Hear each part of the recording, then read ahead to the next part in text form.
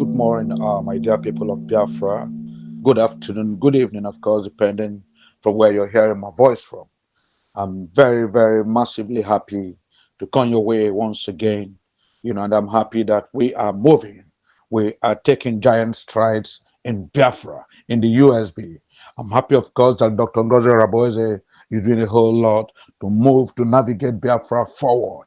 I'm happy, of course, that despite all the banana peels being thrown on her way, she's still doing great. She's still working assiduously. I mean, it's not as if she's scared of anything. No, she's going on forwardly, moving, briskly and happily, and of course, with all level of seriousness. And so we believe, of course, the USB, that Biafra, success depends on seriousness on our parts. And that is why at every point in time, we have tended to showcase, people who are not, doing the right things, people who are not chasing game, but rather prefer to chase shadows.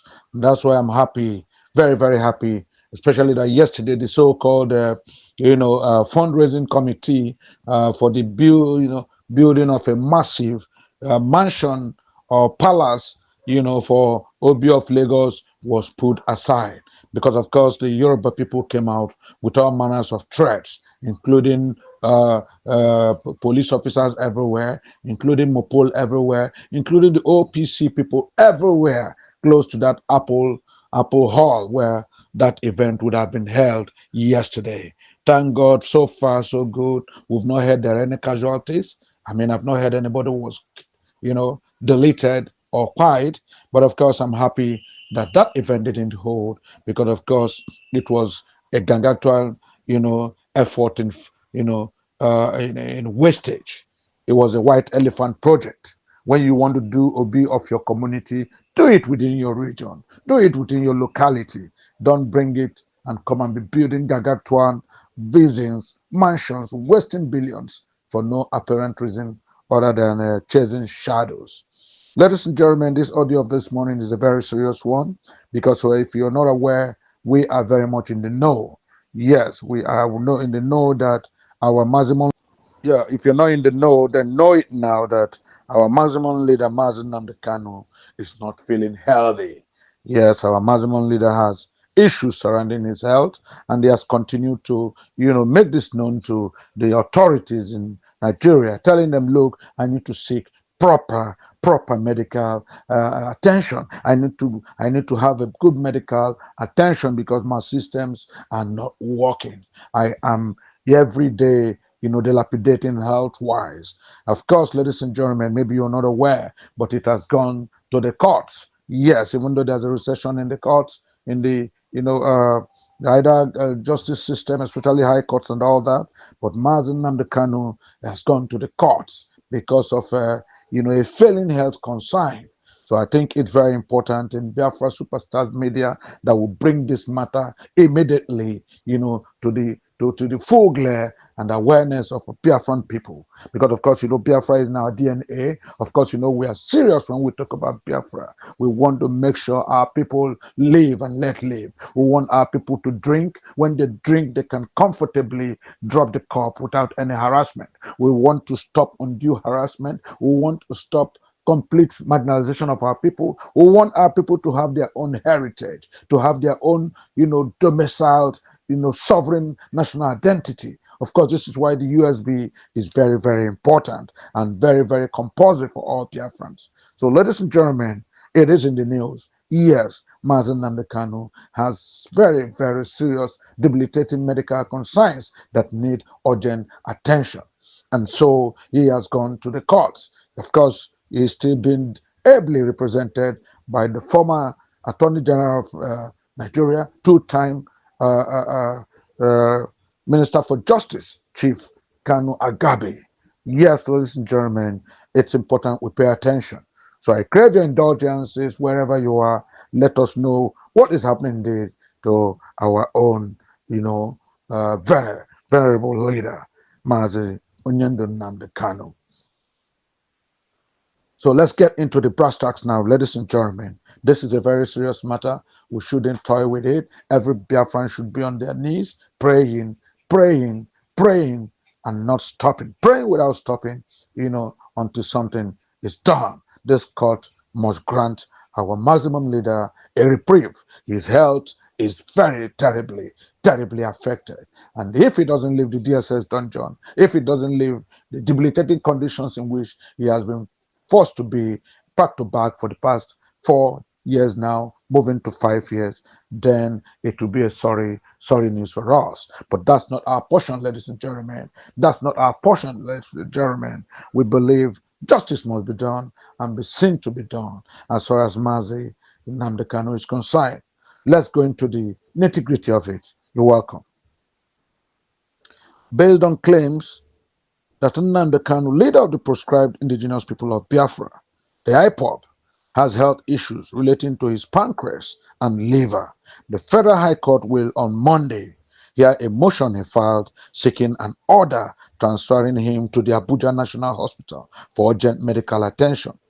Justice Musa Liman had granted the motion ex parte, praying for the permission of the court to hear the application during the vacation period in view of its urgency. Justice Liman, who fixed September 15th for the hearing, ordered Kanu's lawyer, Uchenna Njoku, son, to serve all the processes and the hearing notices, on the Department of State Services in order for the security agency to respond appropriately. Justice Liman said, quote, I believe that the right to health is as important as the right to live, unquote. He also says, and so I agree that this matter can be heard by the vacation court, unquote. Justice Liman, who is also a vacation judge, had said. The news agency of Nigeria now reports that Kanu, in the ex parte motion with charge number FHC/ABJ/CR/383/2015, had sought a relief, giving an 11-ground argument why their request should be granted. Agabi said Kanu is presently standing trial before Justice James Omotosho in charge Mat FHC/ABJ/CR/383/2015. He said Kanu on May 19th filed an application praying the court to admit him to bail pending the hearing and determination of the terrorism charge. The lawyer, however, said that the said application could not be taken before the annual vacation of the court, hence his continued detention. According to him, while awaiting the resumption of the court activities, the applicant's health took a worrisome decline, necessitating the invitation of doctors for the purpose of carrying out a thorough and extensive examination on the applicant. Quote, the examination revealed issues to his health, including organs such as his pancreas and liver, as well as a margin lump underneath his armpit and dangerously low levels of potassium. The doctors have recommended that he be moved to the National Hospital as an interim measure to afford him medical attention and forestall further decline. In quote, the applicant's health is seriously deteriorating, considering the nature of his confinement, thereby making him more pressing. They need to bring this application and have same heard by a vacation judge, Chief Agabi said. He alleged that a letter by the doctors to the Director General of the DSS advising the transfer of Kanu had gone without answer. He said the urgency of the matter had therefore necessitated the filing of the instant application as a measure to arrest further decline of his health, while spirited efforts are being expended to ensure his treatment. The senior lawyer said that the grant of the application would not occasion any injustice on the complainant. In bracket, DSS. Besides, Chief Kanu Agabi said the court, quote, is imbued with jurisdiction to hear and grant the prayers sought in the application, unquote. Emmanuel Kanu, the younger brother to Nnamdi Kanu, in the affidavit he deposed to, averred that the IPOB leader recently complained of weakness and pains all over his body. He said this prompted the invitation of doctors led by the eminent emeritus professor Austin A.C. Agaji, who on 1st September 2025 at about 2:30 p.m. told him that several tests were conducted on Kanu in August. Emmanuel said the doctor told him at Agabi's law firm that it was discovered that the IPOB leader was suffering from issues relating to his liver and kidneys, as well as dangerously low level of potassium. He was further diagnosed of a swelling around his armpit area, which requires urgent attention to ascertain the cause and therefore to seek appropriate medical treatment. He averred. Ladies and gentlemen, you have it here.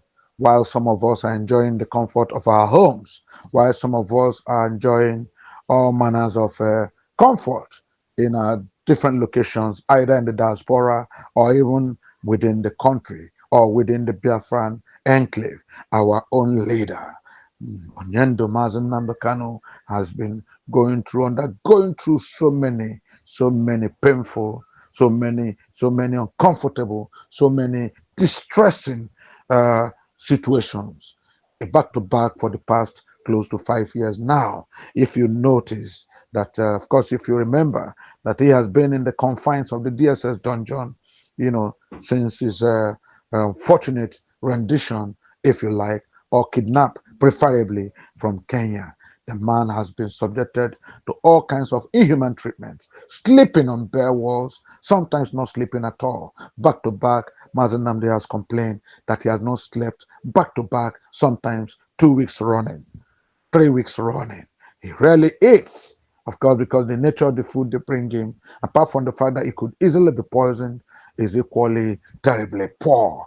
I mean, a food you don't know what water was used to cook it, a food you don't know who prepared it, a food that was given to you by people who have said they hate the fact that you're still alive, they hate your guts, they hate the fact that you are representing a people who have been defeated in a war. Of course, eating their food is at your own peril. Take it or leave it, ladies and gentlemen. It's unfortunate that all this is happening around a man we all love, a man who came up to talk about the plight of his people, a man who was bold enough to tell the authorities, enough is enough. Stop subjecting my fellow Biafrans. Stop subjecting my people to wickedness, utter wickedness. Stop treating them like second-class pharaohs. Stop making business difficult for them. Stop making them feel unwanted and unneeded in Nigeria. They were part of this Nigeria. They were part of the amalgamation in 2014. They fought vigorously for independence of this country in 1960. So if you continue to parade them, to disrespect them, to disparage them, and to treat them like second fiddles, like a defeated people, it's enough. If you don't want them, let them go. A man who doesn't want his wife, a man who doesn't want his wife, who is married to his spouse, who has children for him, cannot continue to put her in the house and treat her with dishonor, treat her with hatred and rapid wickedness. No, you let her go so that you can get other suitors and she too can move and fend for herself. That is the crime. That is the wrong that Mazen Nnamdi Kanu did to Nigeria, that made them kidnap him from Kenya under very inhuman circumstances, chained him like a common criminal, hands and foot, shackles on his feet, and chains on his hands. Ladies and gentlemen, this our leader, this our brother has suffered tremendous injustice, back to back, kept in the confines, not fit enough for a dog, for the past close to 5 years. Of course, there are consequences. When you don't live in a comfortable environment, there are consequences. When you don't eat good food, there are consequences. When you're not giving the right medicines that you have to take, there are consequences. And these consequences, ladies and gentlemen, have affected his liver, have affected his kidney, have made his complete overall body health situation to be highly deplorable. But of course, we won't just let him die like that. Of course, our maximum leader will not waste like that. And that is why all thanks to Chief Kanu Agabi, his eminent lawyer, this matter has been generated a lot of pain and controversy, such that right now they have gone to court to seek a transfer of Mazen Nnamdi Kanu from the DSS dungeon down for a proper medical attention. Of course, in a government satisfied hospital, in a hospital of high repute. That is where we are, ladies and gentlemen. Yes, of course, notices have been served on the DSS, but of course they continue to pretend they are not interested. Of course, we know the going plan. continue to delay so that the matter worsens, so that the health situation worsens, and Nnamdi Kanu will become history. God forbid, ladies and gentlemen, God forbid. Muslim leader can never be history. I don't care what the EDSS are doing. I don't care how many lawyers they want to bring. On the contrary, I trust the legal luminary. I trust the legal general, Chief Kanu Agabi, two-time Attorney General of this federation, two-time, Minister for Justice. I trust him for the sagacity. I trust him for his eloquence. I trust him for his excellence. I trust him because he has become more or less a encyclopedia of legal practice.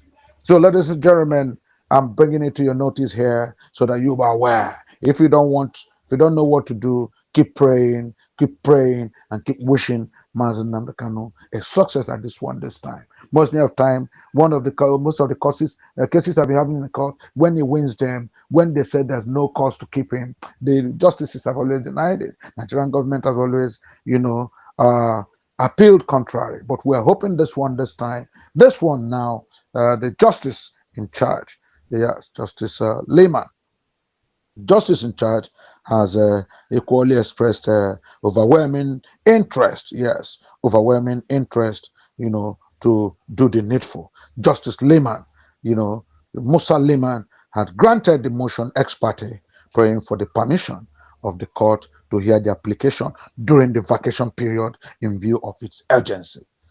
Yes, Justice Musa Liman, you are doing a good job. We pray you will not dance to the gallery.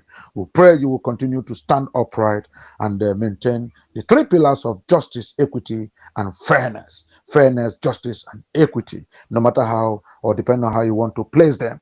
I believe in Justice Musa Liman will do the needful because, of course, Nnamdi Kanu's life means a lot to millions of Biafrans, means a lot to people who hold him as our leader, as our Muslim leader, and as our ambassador, and as our man of hope. This is the man Biafra reveres. Yes, the USB reveres him. This is the man who has taken up the gauntlet. He said, look, let my people be. Treat them well. If you don't want them, let them go. Let them go. You can't continue to make a man feel uncomfortable in his own enclave, in his own domain. If you don't want them in the contraction called Nigeria, if you feel that they have been a part of the amalgamation by Lord Lugard in 1914, if you feel that there are people who fought for independence in 1960, if you feel that they have not done well, let them go. Let them go. Let my people go. That's what Nnamdi Kanu keeps saying. That's all he has said. And that's what he'll continue to say. And any attempt to frustrate him, to delete him, even in the custody of DSS, will be vigorously, and totally resisted by every Biafran. Yes, every Biafran, no exception. Kids, adults, women, children, the intelligentsia, the elite, the rich, the bourgeois, we will fight. Make sure we fight. Yes, for the freedom. Yes, and respect must be given to Mazi Nnamdi Kanu. Ladies and gentlemen, this is it here. You have heard it. Put it in your dates. Put it in your diaries. 15th September 2025 is the date when this matter. Yes, this matter where Justice Musa Liman will be, looking through the request by Nnamdi Kanu for proper medical care, for proper medical, attention, especially at the Abuja National Hospital. We want him to go there for urgent medical attention. Ladies and gentlemen, when we talk Biafra, please listen. When we speak about Biafra, pay attention. When we tell you news about Biafra, please don't joke with it. Let us be serious. This is our future. This is our hope. Biafra is our future. Biafra is our hope. On the USB, the redeclared United States of Biafra, we stand. God will continue to promote the USB, Biafra Republic. God will continue to be with our, Deputy Prime Minister, Dr. Ngozi Arabweze. God will be with Simon Ekpa, our able Prime Minister. God will be with Emmanuel with Mazen Nnamdi Kanu, he will not die. We need him now and tomorrow. God will spare his life. God will replenish his life. God will continue to uplift him. Ladies and gentlemen, all the lawyers working for him, all the lawyers fighting for the people of Biafra, God will continue to give them wisdom, knowledge. God will continue to give them the charisma, the characteristics needed, to win their adjudications. Their submissions will sway everybody. We pray that their submissions will be very, very powerful. And indeed, at the end of the day, Mazen Nnamdi Kanu will come out of this unscathed with a better health, a better mind, and freedom, unalloyed freedom. That's our prayer. That's our hope. Yes, the God of Yahweh is listening to us. Ladies and gentlemen, over to you. I pray you listen to this. I pray you talk about this. I pray you pray for him. And I pray you continue to show respect, interest, and love for the redeclared United States of Biafra. God bless you all till I come your way again. Bye-bye. Say Nnamdi Kanu, make you tell am say oh, we dey go Biafra oh, we go meet am for there oh. If you say Nnamdi Kanu, make you tell am say oh, we dey go Biafra oh, we go meet am for there oh. If you say Nnamdi Kanu, make you tell am say oh, we dey go Biafra oh, we go meet am for there oh. Hello Ejimakor, hello Ejimakor, hello Ejimakor, hello Ejimakor. When you see Nnamdi Kanu, make you tell am say oh, we dey go for Biafra oh, we go meet am for there oh. When you see Nnamdi Kanu, make you tell am say oh, we dey go for Biafra oh, we go meet am for there oh. Na Simon Ekpa be the man. Na Simon Ekpa dey do am o. Ọba tóbi